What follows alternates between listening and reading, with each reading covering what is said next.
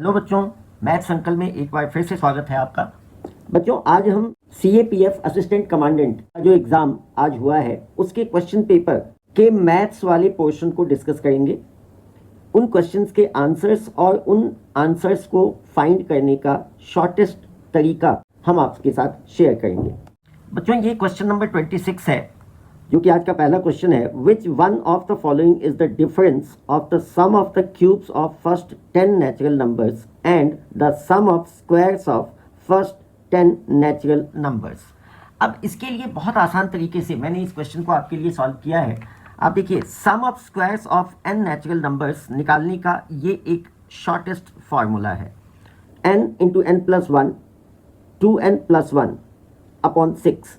इसमें हमने n की वैल्यू 10 लगाई, क्योंकि आपने क्वेश्चन में देखा 10 नेचुरल नंबर्स का दिया है, तो 10 डालने से हमें इसका आंसर मिला 385, यानी sum of squares of n natural numbers is 385। उसी तरीके से sum of cubes of n natural numbers निकालने के लिए भी फॉर्मूला है। इस फॉर्मूले में हमने n के बदले 10 लगाया and we finally got the answer 3025।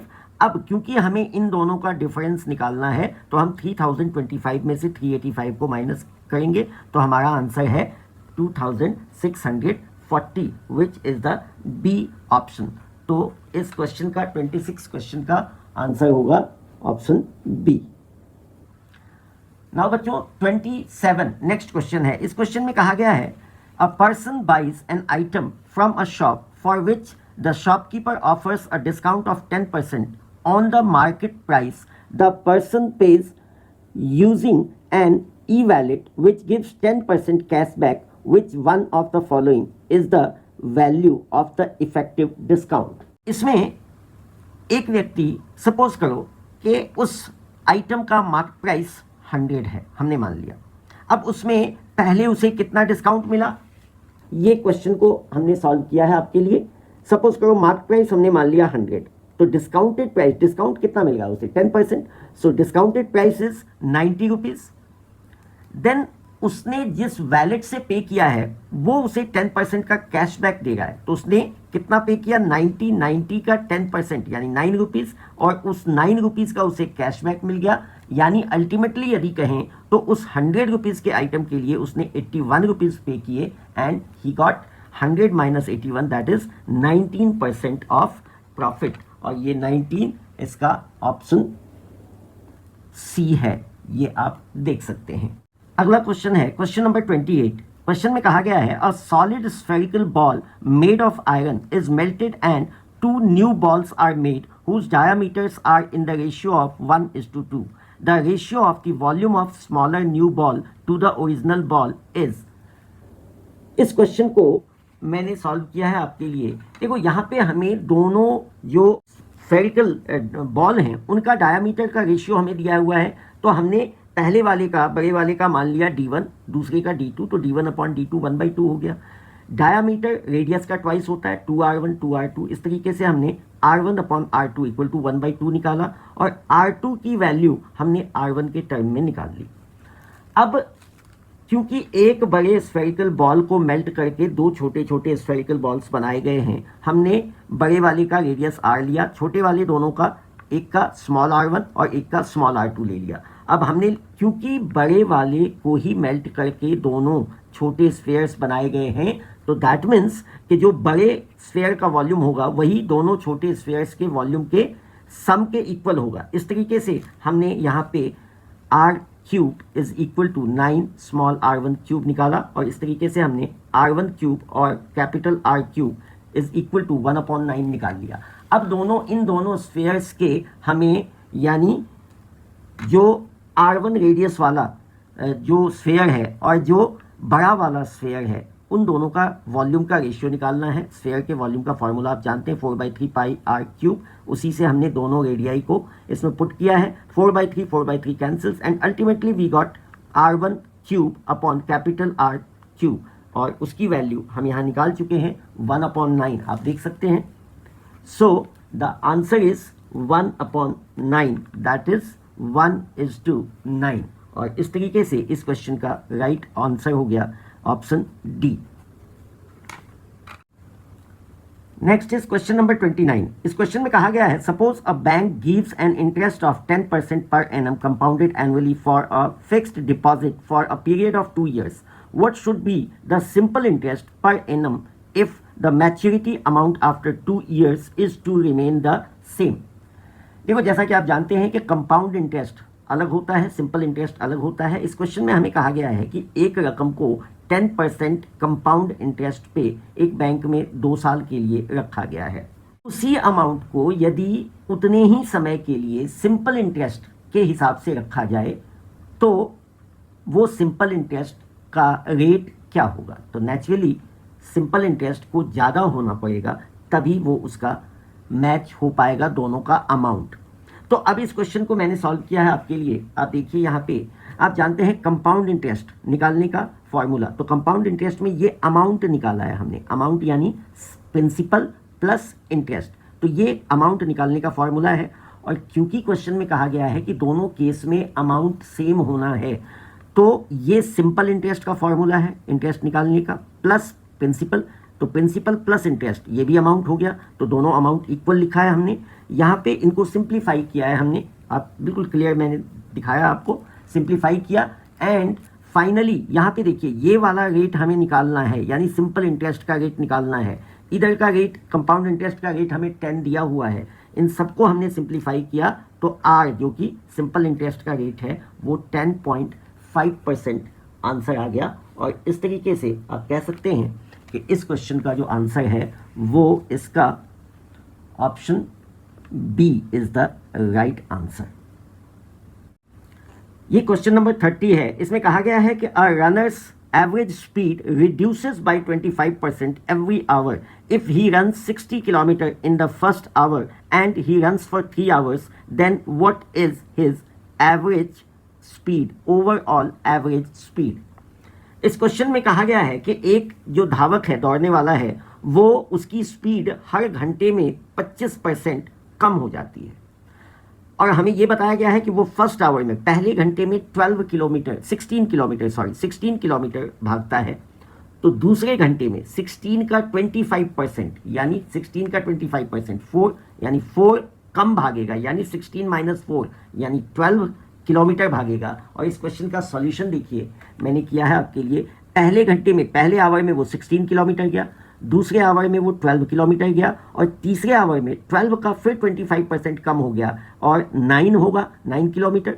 तो 3 घंटे में उसने टोटल कितना डिस्टेंस ट्रैवल किया. तो 16 + 12 + 9 इन सबको हमने प्लस किया, 37 आ गया. और 37 और उसका हमें एवरेज स्पीड निकालना है.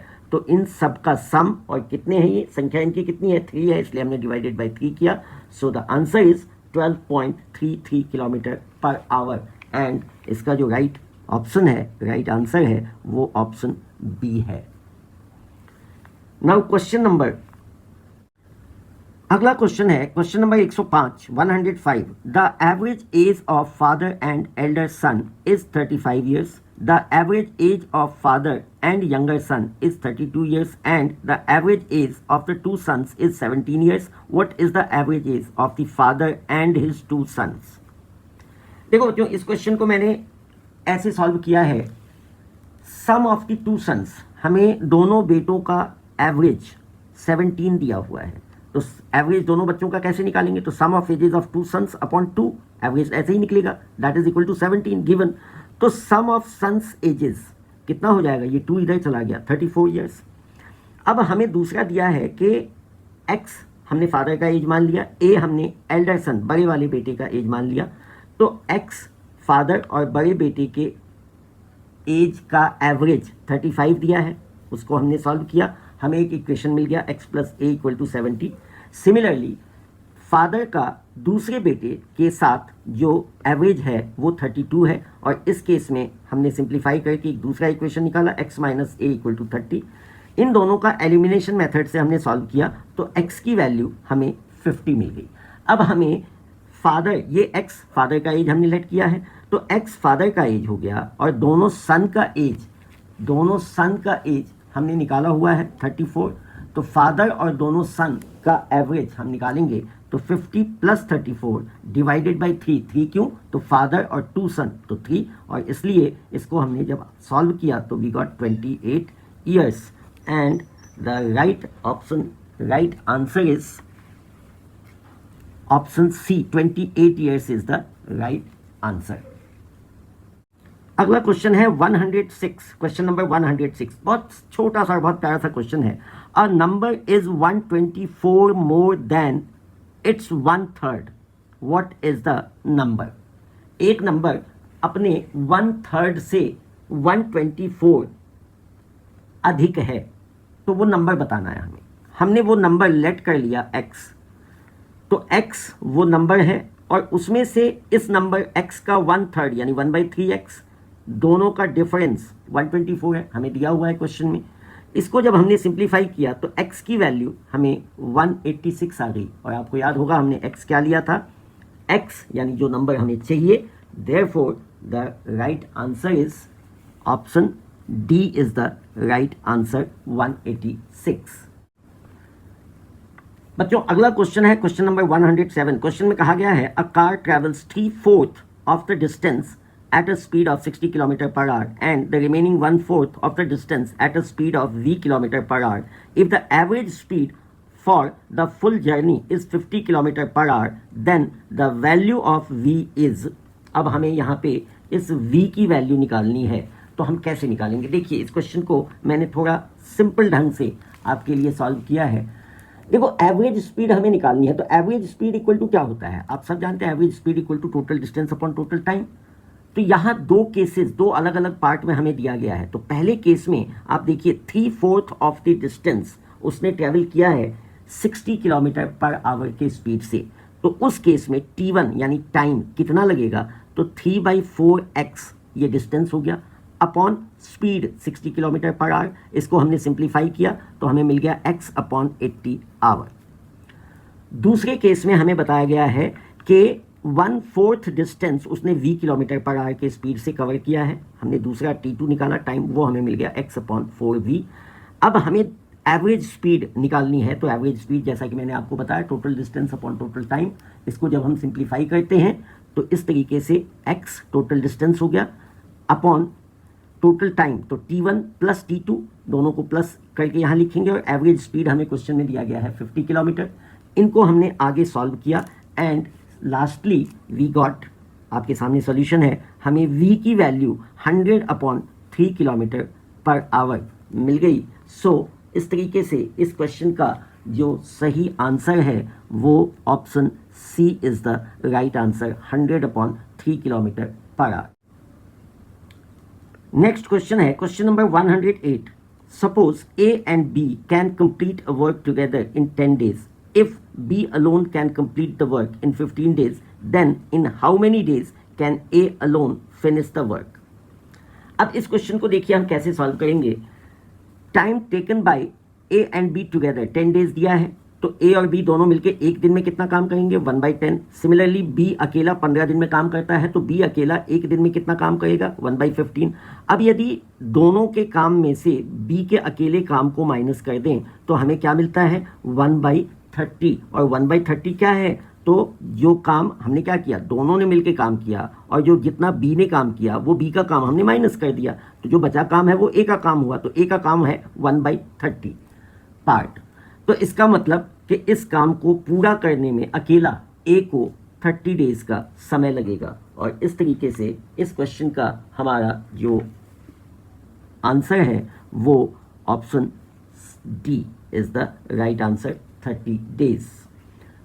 नेक्स्ट क्वेश्चन है question number 109। If the average of the first 4 of 5 numbers in decreasing order is 25 and the average of the last 4 numbers is 20, then what is the difference between the first and the last number? अब देखिए इस question को जो हमने solve किया है, इस question में हमें फर्स्ट 4 नंबर्स का एवरेज दिया गया है 25। हमने वो नंबर मान लिए x1 x2 x3 x4, 4 numbers हैं इसलिए डिवाइडेड बाई 4, एवरेज 25, और इस तरीके से हमें x1 plus x2 plus x3 plus x4 equal to 100 मिला। सिमिलरली हमने x2 x3 x4 plus x5 find किया, 80 मिल गया हमें। इन दोनों इक्वेशंस को 1 और 2 को यदि हम सब्ट्रैक्ट करते हैं तो हमें x1 माइनस x5 यानी फर्स्ट नंबर और लास्ट नंबर का डिफरेंस हमें मिल जाता है, and that difference is 20. So the answer is 20. D is the right answer. Option D is the right answer.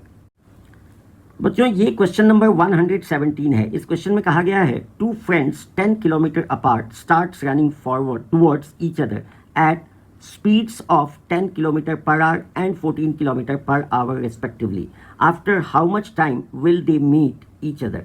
दो दोस्त हैं, दोनों के बीच की दूरी 10 किलोमीटर है. दोनों एक ही टाइम पे एक ही स्पीड के साथ, दोनों की स्पीड अलग अलग है. एक की स्पीड 10 किलोमीटर पर आवर है और एक की स्पीड 14 किलोमीटर पर आवर है. दोनों एक दूसरे की तरफ निकलते हैं. तो हमें पूछा गया है कि कितनी देर बाद वो एक दूसरे से मिल पाएंगे. हमें ये 4 ऑप्शन इसके दिए गए हैं. तो इस क्वेश्चन को हम कैसे सॉल्व करेंगे वो देखिए. हमने मान लिया कि टोटल टाइम दोनों दोस्तों को, देखिए क्योंकि दोनों दोस्त एक साथ स्टार्ट हुए हैं और एक ही टाइम पे दोनों मिलते हैं तो डेफिनेटली दोनों ने सेम टाइम इन्वेस्ट किया है. सो दोनों का टाइम हमने मान लिया x आवर. तो पहले वाले की स्पीड 10 किलोमीटर पर आवर है, उसने x आवर का टाइम लिया. तो ये x क्या है, टाइम, 10 क्या है, स्पीड. तो speed into time is equal to distance. तो इतना डिस्टेंस पहले वाले फ्रेंड ने कवर किया और x इंटू 14 इतना डिस्टेंस दूसरे फ्रेंड ने कवर किया और दोनों ने मिलकर कितना कवर किया, 10 किलोमीटर. और इसको जब हमने सिंप्लीफाई किया तो हमें x की वैल्यू मिल गई 25 मिनट और x हमने क्या लेट किया था, time. So the right answer is B is the right option, right answer, that is 25 minutes. अगला क्वेश्चन है हमारा question number 118. A coin is tossed 3 times. The probability of getting exactly 2 heads is. देखो ये probability का question है और यहाँ पे मैं बता दूं कि आप एक सिक्के को 3 बार उछालें या 3 सिक्के को 1 बार उछालें, आपको जो रिजल्ट मिलते हैं वो ये रिजल्ट्स हैं. टोटल 8 रिजल्ट्स मिलते हैं और इन 8 रिजल्ट्स में आप देख सकते हैं हमें कहा गया है एग्जैक्टली 2 एच किस में है. तो एक इस केस में है और एक इस केस में है और एक इस केस में है, यानी टोटल 3 केसेस में एग्जैक्टली 2 हेड्स हैं. सो हमारा आंसर हो जाएगा 3 जो कि फेवरेबल आउटकम है और टोटल नंबर ऑफ आउटकम 8 है. सो द आंसर इज 3/8 और इसलिए हमारा इस क्वेश्चन का 118 का आंसर है option B. Option B 3/8 is the right answer. Next question is question number 119. इस क्वेश्चन में क्या कहा गया है, a test consists of 25 MCQs. Each correct answer gives 4 marks and incorrect answer gives -1 marks. If a candidate scores 74 marks, then how many questions were left unattended? अब इस question को बेटा थोड़े हम एक अलग तरीके से हमने सॉल्व किया, इसको हिट एंड ट्रायल मेथड से. यहाँ पे जो 4 ऑप्शंस हैं इनमें से आप एक ऑप्शन जो 4 जो कि फर्स्ट ऑप्शन है ए, उसको यदि आप इस तरीके से सेट करते हैं, 19 क्वेश्चन हमने मान लिया कि सही किया है उसने, 2 क्वेश्चन उसने गलत किया है, उसके लिए 2 मार्क्स उसके रिड्यूस हुए. सो 19 इंटू 4 76, 2 इंटू 1 2, तो 76 माइनस 2 74. आप देख सकते हैं इसमें दिया गया है कि ही हैज स्कोर्ड 74 मार्क्स. सो इसका option A is the right answer. आज का लास्ट क्वेश्चन है question number 120. A person has a total of 100 coins consisting of ₹2 and ₹5 coins. If the total value of coins is ₹320, then the number of ₹2 coins is. एक व्यक्ति के पास total 100 coins हैं और उसमें ₹2 और ₹5 के सिक्के हैं और यदि वो टोटल रकम अमाउंट वो 320 रुपीज़ बनता है तो हमें बताना है कि उसमें ₹2 के कितने सिक्के हैं. अब ये क्वेश्चन बहुत इंटरेस्टिंग है. देखिए मैंने इस क्वेश्चन को सॉल्व किया है. हमने मान लिया कि ₹2 के सिक्कों की संख्या x है और ₹5 के सिक्कों की संख्या y है. तो इस तरीके से टोटल सिक्कों की संख्या 100 है, यानी x plus y equal to 100. पहला इक्वेशन हमें मिल गया. दूसरा इक्वेशन 2 के सिक्कों की संख्या प्लस 5 के सिक्कों की टोटल रकम और दोनों मिला करके 320. तो ये इक्वेशन हमें मिला 2x plus 5y equal to 320. 2x किस लिए, क्योंकि x हमने ₹2 के कॉइन्स को लेट किया है और एक कॉइन की वैल्यू 2 है तो टोटल अमाउंट हुआ 2x और ₹5 वाले कॉइन का टोटल अमाउंट हुआ 5y और इन दोनों का सम 320 रुपीज़ है. अब हमने एलिमिनेशन मेथड से इन दोनों इक्वेशंस को सॉल्व किया। आप देख सकते हैं यहाँ पे सॉल्यूशन मैंने शॉर्टकट में दिया है। सो हमें x अल्टीमेटली पहले हमने y निकाला, y 40 है तो x इक्वल टू 100 माइनस 40, क्योंकि टोटल 100 कॉइन्स हैं तो x की संख्या यानी ₹2 कॉइन्स की संख्या 100 माइनस 40 यानी 60 कॉइन्स 2 रुपीज़ के होंगे और बाकी के कॉइन्स 5 रुपीज़ के होंगे। So the right answer is 60 यानी option C is the right answer. तो बच्चों आज के लिए बस इतना ही। आई होप कि आज का ये वीडियो आपको अच्छा लगा होगा, और वीडियो अगर अच्छा लगा तो आप इसे शेयर करें और कमेंट करके ज़रूर बताएं। और यदि अब तक आपने हमारे चैनल को सब्सक्राइब नहीं किया है तो इसे सब्सक्राइब भी ज़रूर कर लें। तो फिर मिलते हैं कुछ और क्वेश्चंस के साथ, तब तक के लिए बाय बाय।